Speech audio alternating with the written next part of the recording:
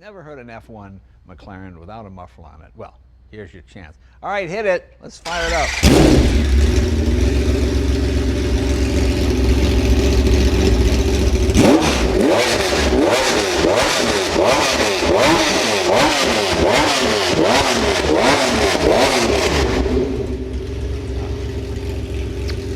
Bellissimo!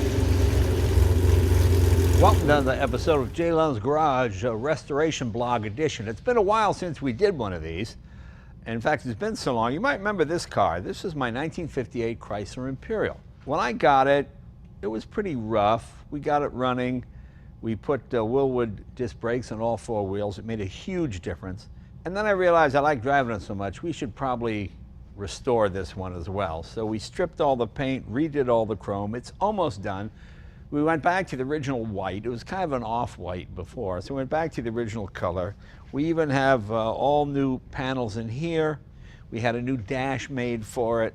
We're doing the top right now, as you can see, putting all the electrics back together. It's just about finished, so when it's done, it'll be a brand new car, and it's got about another month and a half or 2 months to go on it, but it's coming along nicely. And what a difference it makes when you see all this stuff done properly. You know, this is just turned to a kind of a dull finish, and this didn't shine at all. Now it really pops. So it's kind of a fun car when you see one as good as it looked coming out of the factory. And you don't want to know what it costs to redo these bumpers. Oh my God. But come on, let's show you some of the other stuff.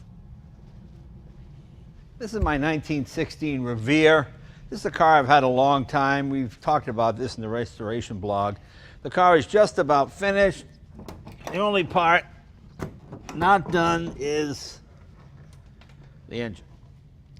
We made a new shell, had that cast. Everything's ready to go together. All we have to do is drop the engine in. We just got the gearbox together the other day. That's still on the workbench over here. Come on, I'll show you the motor for this. These were incredible in their day because they used a Duesenberg Rochester engine, which is called a walking beam, a fantastic engine that was really fast. You may have seen an episode of our friend Wayne Carini, Chasing Classic Cars. He bought one of these at auction, was thrilled at how fast it was, because that was a real hot rod of the day. It had the racing Duesenberg engine in it, and I think Revere was just a receptacle for that engine, you know. That's all it was a factory hot rod, but they were quite quick. Come on, I'll show you the motor. This is the Duesenberg Rochester engine. This has probably been in 3 or 4 restoration blogs. It takes a long time to get all this stuff straight. We've got the transmission all together now. We got a beautiful clutch from McLeod, this single plate clutch right here. We're just having a ring gear made so we can put this whole thing together, but the transmission is done. And as I mentioned before, the walking beam engine, this was just about one of the fastest engines of that period, about 1916. By walking beam, it means that the valves operate this way. You have this long beam. It's really a cool motor. As I mentioned, there's an episode of Chasing Classic Cars of Wayne Carini where he finds one of these at auction and he buys it and he drives it and he just fell in love with it. It's just a great, great machine. But remember Jim Hall? Remember the Cortina? It's just about done. Come on, I'll show you where we are with that. This is Jim's Cortina. Remember, it was over there in the paint booth and trying to get the right colors. I love these taillights. This is my favorite year for this car. And Jim has done just a wonderful job on this. This is his own personal car, and it's really exciting. I think this is one of the finest Cortinas in the world. I mean, it's just expertly done. Jim has put every single part on this car himself, and it's really a labor of love, and it's going to be a lot of fun to take it out and road test it. So just give you an idea. That's coming up. It should be up in about a month or so, maybe a little bit longer than that. What else have we got? Oh, remember the Detroit Electric? We started that. We walked away for about a year to do some of these other projects. We're back on it now. Let me show you where we are. This is our 1914 Detroit Electric. You remember this? Oh, it's probably 3 years ago. I bought just this rotted out body. All the wood was gone. We made all new wood for it. We had our friends the Amish who are great wheelwrights. They made us these new wheels. And believe me, those are as strong as any magnesium wheel. I mean, they really last a long time. The last set was on here for 100 years and they didn't break, so these should last hopefully just as long. This is going to be an updated version. of a 1914 Detroit Electric. It'll have air conditioning, it'll have Bluetooth, and it'll be really, really fast. It's got a big 50 horsepower motor right here that's going to go into it. We will have all lithium-ion batteries in it as well. And let me just show you what the inside looks like here. We've all been dynamated, so it'll be even quieter. And it's going to be really, it'll be really fast. We're going to have to do something with that tiller steering because this thing is going to be quick, so we're going to have to tighten that up a little bit, but it'll be exciting. It'll have regen and the whole bit. But now the body's done, the body's solid, the wheels are solid. It's really going to be exciting. Oh, remember those cylinders that Jimmy was working on? Remember he's making the brass water jackets? Let me show you the car it's going to go on, and then we'll show you the water jackets. They're just about done. Come on, follow me. Now this is the car that was known as Rabbit 1 when it ran in England. It ran in 1921, and it lapped Brooklands at 113 miles an hour. It doesn't seem that fast now, but 113 in this is pretty quick. The chassis is 1908 Mercedes.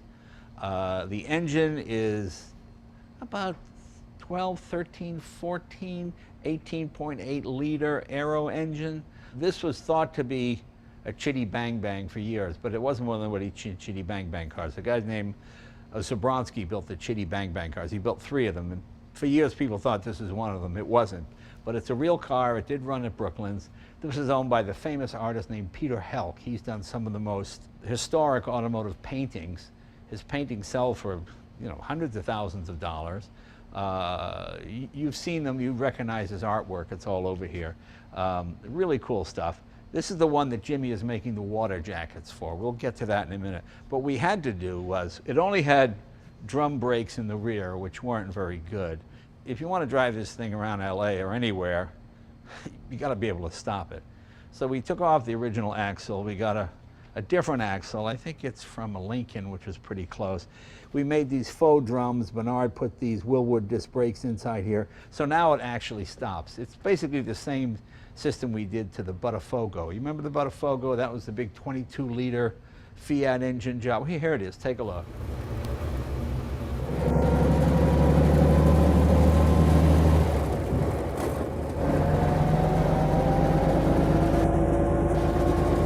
Well, now that one stops and goes like a real car. We'll have hydraulic discs in the front and regular mechanical drum brakes in the rear. All right, let's get to these. These are big pistons. This is 18.8 liters. The way it works is the water goes around the inside of the water jacket, which cools the cylinder. Well, the water jackets were steel, and after 100 years, they rusted out. Only 100 years. So we decided to make them out of brass, so hopefully they'll last longer than I will. And let me show you what those look like. But this is not that far away from running. It ran when parked, so there's not a lot to do. The engine, the bottom end's been done. We need to put a clutch in this. This had, where's our scroll clutch? Here you go. This is the original clutch. Looks like something from a bad Jack-in-the-Box trick, but it just can't take the power. So we're putting a modern clutch in this as well. Same sort of deal. Okay, let me show you those water jackets. Come on. If you've seen our other blogs, you remember these. This is the last one. You see, you close them here. The water flows in between here. These have all been pressure tested. They're ready to go back on and fire up. Jimmy's doing the very last one. If you want to see how he made these, check some of our earlier restoration blogs, and that'll show you how it's done. Give it how much work is involved. Here's the old ones. You see how they were just rusted? They were just steel, and the water just ate through them all. So now they're brass. They'll last 100 years, and we'll be in good shape. Now, remember the Merlin engine rolls that we were building? That's another project that's taken, quite a few years. It's done. It's just about finished, except for a few things. We'll show it to you now. I'll give you a sneak peek of what it looks like. And then next time you see it, we'll be doing a full road test on it. Come on. I'm really happy with the way this has turned out. It took a long time, but we got it right. And it runs fantastic. This is my 1934 Rolls P2 chassis with a body of our own design on it. And of course, as you remember, it has the fabulous Merlin 27-liter aircraft engine in it. You saw on the other restoration blogs how we made the intake manifold on a 3D printer so we can run Weber carburetors on it. It's got a proper gearbox, not an automatic. It's got a 6-speed Dodge truck transmission. It really, really pulls. And next time you see this one, we'll be road testing it. We'll do a whole piece on it. We'll put all the pieces from the restoration blog together to show you how the car was built, and then we'll drive it. We'll take it down the highway. It's like taxiing in a Merlin on the street. It's fantastic. About 60 gallons of gasoline. That'll take you 100 miles, something like that. Yeah, but it's worth it. Oh, remember that Brush Superior motorcycle that was up on the lift we were waiting for parts for? We got that together. Come on, let me show you how that turned out.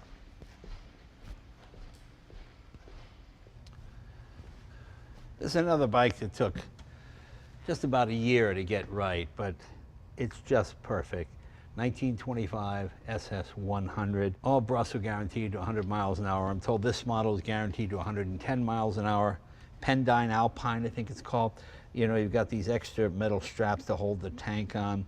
I love all this here, the cooling fins to cool the exhaust. 3-speed transmission, just about 50 to 55 horsepower, incredibly fast for the period. These are cars were made famous by one of the most famous men of the last century, Lawrence of Arabia. He had 7 of these, had an 8th one. He died on the 7th one. So the legend continues, you know, how fast they were. But to me, not only are they fast, actually this was the first super bike. I think that's safe to say. Certainly in England and Europe. 100 miles an hour on a motorcycle was unbelievable back in the day. Don't forget, most roads were cobblestone, they weren't paved. It took a lot of guts to drive one of these at those speeds, but it's incredibly smooth, incredibly fast, and still, to me, I think, the best looking motorcycle of all time. We'll have a full road test on this one too. You know, I love the early to mid 1920s because the car was here to stay by that point, and then they just got faster and more sophisticated. And I'll show you one of the most sophisticated American cars of the period. It's called Will St. Clair, 1922. A man named C. Harold Wills, he was Ford's metallurgist. He was the guy that came up with the Ford logo, you know, the blue oval, which we still use today, vanadium steel, I mean, all of that stuff. Brilliant engineer, decided to start his own car company. The car was $3,000 in 1922 when a house was about $1,200, so didn't really make it, but it was a brilliant piece of engineering. I found one the other day. It's got some water damage. We've got to cast some new parts, but take a look at this engine. I'll show you what I'm talking about. Although Wills is one of the geniuses behind the Model T, this is about as far from Model T as you could possibly get. It is a V8 engine. It is overhead cam. It is bevel drive overhead cam. The fan is gear driven. It's an aluminum block with iron liners. You have iron cylinders here. It was in the desert. And during the day, it would bake in the heat, and then at night, when it cooled, it would pull in cool air, and the whole thing just sort of rusted out, and then mice got in it and ate the wires, and the mice peed all over the thing. So we're going to take this engine all apart and cast some new pieces. But it is a brilliant piece of engineering. 65 horsepower, 60-degree V8. It's basically 2 4-cylinder engines put together. The ignition system has 2 sets of points. Each set runs one side, the other set runs the other side. It's loosely based on the Hispano-Suiza V8 that was one of the winningest engines of World War I. In fact, it was the first V8 aero engine. It's a really amazing engine, and I'm really anxious to hear this run. I've never heard one of these run. They're very fast. You know, Henry Ford said nobody's going to go 70 miles an hour, but Wills, he liked to go fast. And sad thing is, this thing cost $3,000 in 1922. A Model T was about $260, and a house is about $1,200. But we will pull the engine out and go through it, check everything, because it's a real piece of American history and American engineering. And speaking of engineering, let me take you over to what is probably the scariest car to work on in the garage. Certainly the most expensive car to work on. But the car many people consider the greatest car of the 20th century, the McLaren F1. It's time to take the engine out of it and replace the fuel cell. And that's what we started doing today. And it's it's daunting, but it's, you know, it's a lot of fun. It's still a car. In fact, it's sleeping now. Come on, let's go over and say hello.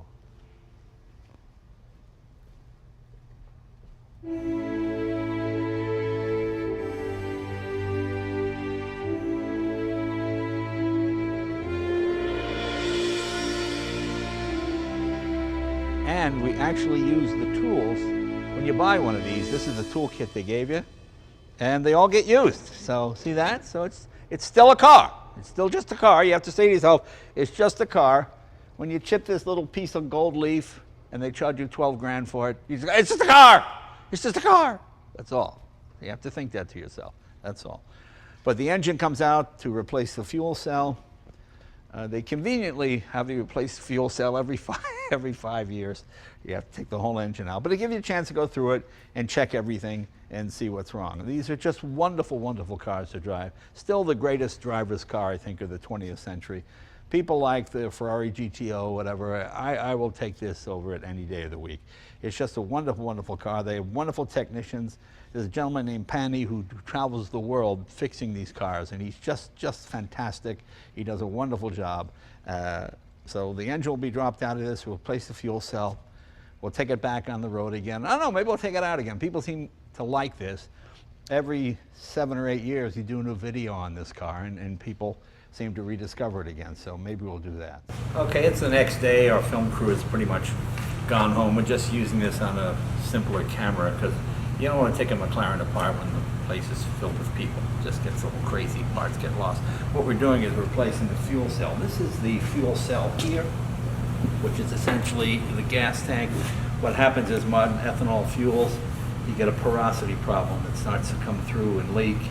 And when you see gas on the ground, you don't want to drive the McLaren because you don't want to burn this thing to the ground. You have to replace that every 5 years, which seems ridiculous. They can't make a fuel cell that lasts longer than that, but that's the way it is. But it's a good chance just to go over everything. It's held up well over the last more than a quarter of a century. A lot of people think it's just an air intake, but there are fuel injectors in here, power injectors, and they have your fuel rail down below, but those are in there as well. It's complicated, but it's still a car.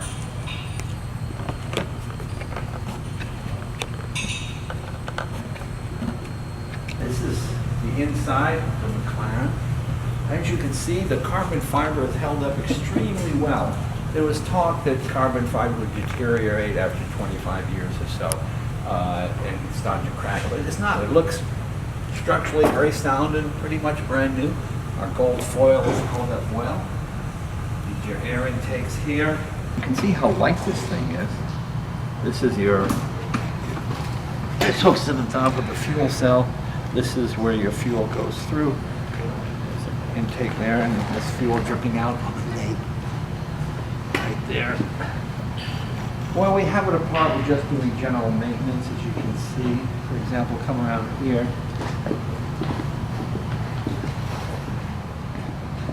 These are the hoses that connect to cool the brakes. As you can see, this car's got quite a few miles on it, so these are deteriorated. This is nothing fancy. This is just standard cooling hose. That's easy enough to do. We pulled the dampers and the shocks. We do an exchange with McLaren. They rebuild the shocks and they send them back to you. That's pretty much how that works. We just swap them out since we got it apart. And of course, you fix the whole car with using just the McLaren toolkit. No, not really. Okay. That, of course, the famous Kenwood disc player, which had aluminum magnets. I know aluminum doesn't magnetize. What Gordon Murray did to save weight was take aluminum, spray iron filings on it, so it became magnetized and saved ounces. That's how committed he is to lightweight. Again, these are all just the various parts. Everything is nicely laid out, but the car has held up very well over the past 25 years that I've had it. And it's just a fantastic, fantastic car. As I said before, there was all this talk that the carbon fiber would deteriorate eventually. It hasn't. It seems extremely strong, extremely rigid. All these pieces, nothing is torn away from the carbon fiber. You know, it's not like, oh my gosh, this is loose because years of And this car, it doesn't get beaten, but it gets driven hard. So it's just nice to go through it and do everything right. So as we said, we're not updating the brakes, not going to carbon fiber, keeping the original steel rotors. They work fine. I mean, the car went 241 miles an hour with those and stopped, so I should be safe on the 405. But that's pretty much where we are. We'll just methodically put it back together again and hopefully have this car the rest of my life, which is about hopefully 4 or 5 more fuel cells. As you may have guessed, we filmed this over a couple of days, period. We've got the engine back in now, that's all said. The only thing that hasn't been put in, this is the exhaust system here. This is the muffler with your cats and everything on it. This was also the crush zone for the car. That was, you know how that works when you get hit. It would absorb all the impact for crash testing. We'll put that on in a minute, but you know, I've often said that the F1 is kind of like Pavarotti when you hear it in full song. And the muffler, it's still a muffler. It sounds good, but if you've never heard an F1 McLaren without a muffler on it, well, here's your chance. All right, hit it. Let's fire it up.